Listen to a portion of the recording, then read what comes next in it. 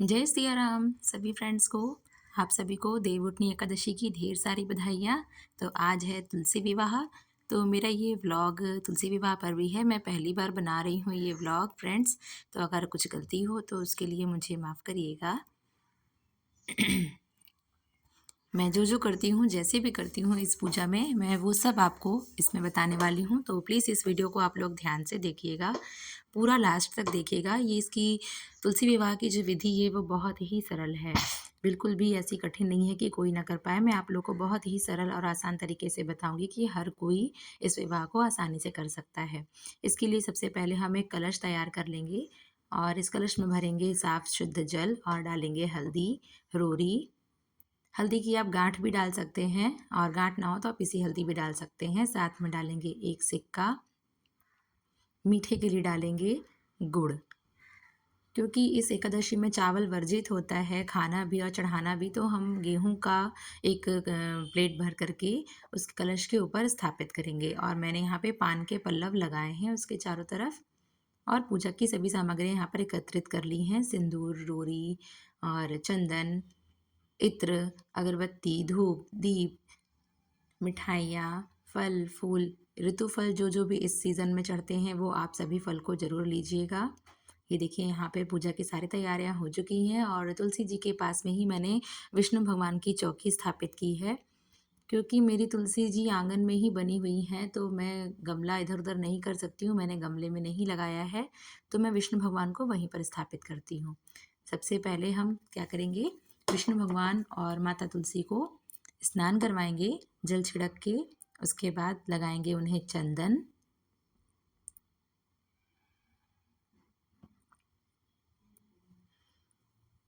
आप तुलसी जी में भी इस प्रकार कई जगह पर चंदन लगा सकते हैं।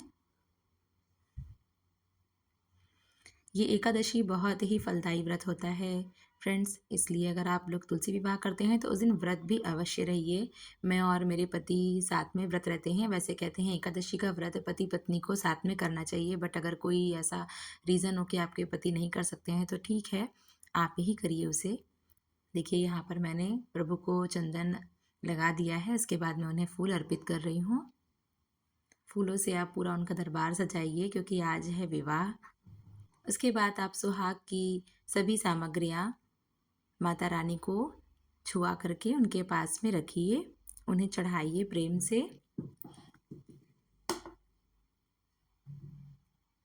ये देखिए, अब मैं अपनी माता रानी को चूड़ी पहना रही हूँ। जैसे आप स्वयं दुल्हन बनने पर पूरा श्रृंगार करती हैं, वैसे ही तुलसी मैया का भी प्रेम पूर्वक श्रृंगार करना चाहिए।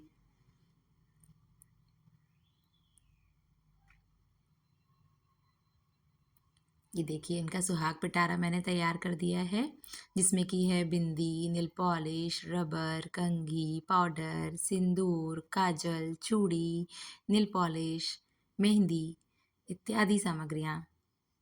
इन सभी सामग्रियों को आप माता रानी को छुआ करके उनके पास में रखिए और गन्ने से आप उनका मंडप बनाइए। देखिए मैंने ये गन्ना अगल बगल से अपनी तुलसी जी की जो क्यारी है वहाँ पे लगा दिया है। 4 गन्ने कम से कम, जैसे हम लोग मंडप बनाने में लगाते हैं वैसे ही यहाँ पर हम तुलसी जी का शादी का मंडप तैयार करते हैं गन्ना लगा करके। इसके बाद हम करेंगे गठबंधन।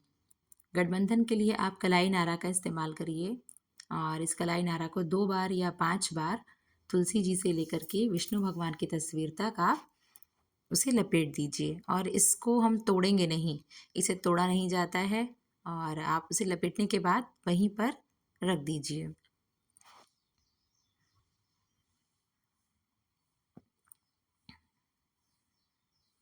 इस प्रकार से गठबंधन कर दिया जाता है।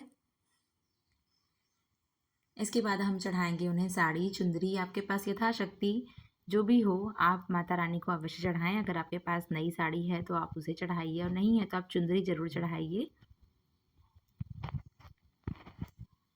ये पूजा बहुत ही आसान है, बहुत ही सरल है। आपके पास जितनी शक्ति भक्ति हो आप उसी अनुसार घर में उपस्थित सभी सामग्रियों को लेकर के कर सकते हैं, इसलिए करना ज़रूर चाहिए।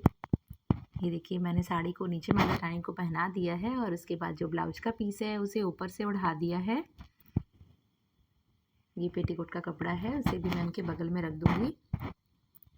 इसके बाद हम चढ़ाएंगे उन्हें फल। फल में मैंने यहाँ पर सिंघाड़ा, आंवला, सेब, केला इन सब चीज़ों को चढ़ाया है और साथ में चढ़ाई हैं मिठाइयाँ। अब हम लगाएंगे माता रानी को सिंदूर। आप नया पीला सिंदूर का इस्तेमाल करें इस पूजन में, क्योंकि आज तुलसी माता का विवाह है। तो जैसे कि हमारे यहाँ पर भी जब शादियाँ होती हैं तो मांग नए सिंदूर से भरी जाती है, वैसे ही माता रानी की भी मांग आप नए सिंदूर से भरिए और उन्हें बिंदी लगाइए, विधिवत श्रृंगार करिए, विधिवत सजाइए। और यहाँ पंचमेवे का भोग लगा रही हूँ मैं।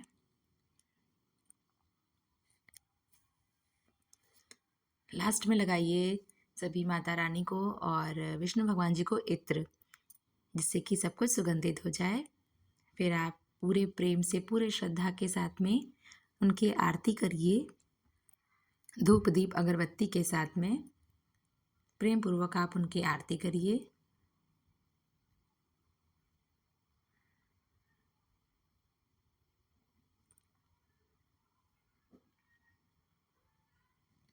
जिस दिन आप इस पूजा को करिए उस दिन आप तुलसी जहाँ पे भी रखी हैं उस जगह को बहुत अच्छे तरीके से साफ़ सुथरा करिए और उसे आंगन में अगर आपकी तुलसा है तो उस आंगन को धोइए ज़रूर। और वहाँ पर ये छोटी सी अल्पना तरीके से आप एक रंगोली बनाइए। अगर आप ना रंगोली हो तो आप गेरू की मदद से भी तुलसी जी के अगल बगल चौक बना सकते हैं।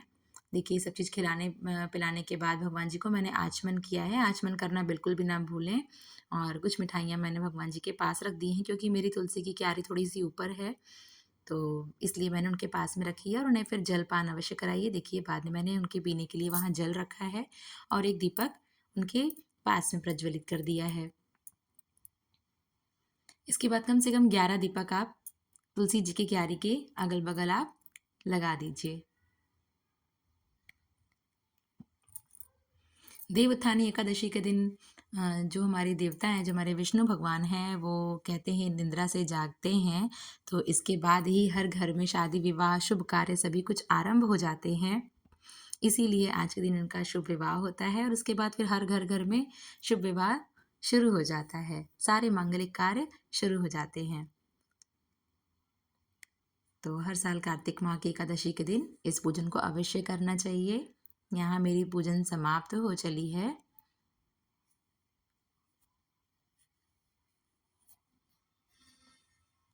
लास्ट में आप उनसे क्षमा याचना करिए। अगर आपसे कोई भी भूल चूक गलती हुई हो तो तुलसी माता विष्णु भगवान से क्षमा करें।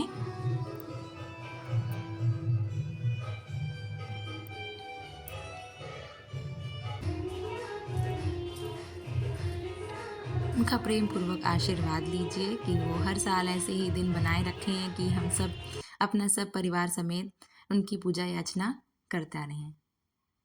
इसके बाद मेरा पूरा परिवार भी आशीर्वाद लेता है और मैं सबको तिलक करके प्रसाद देती हूँ।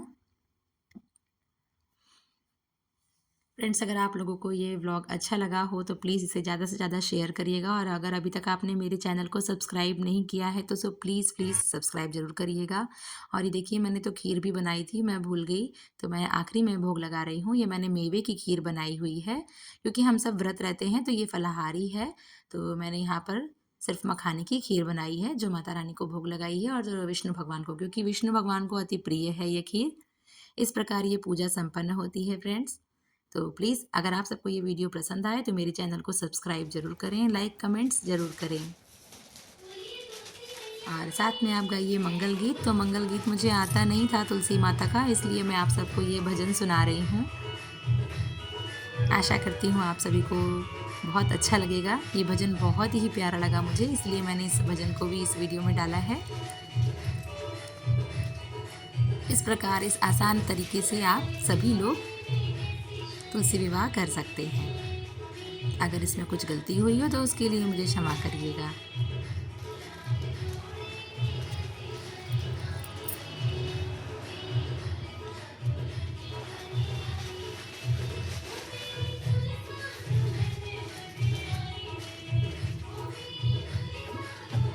मिलते हैं नेक्स्ट ब्लॉग में। धन्यवाद।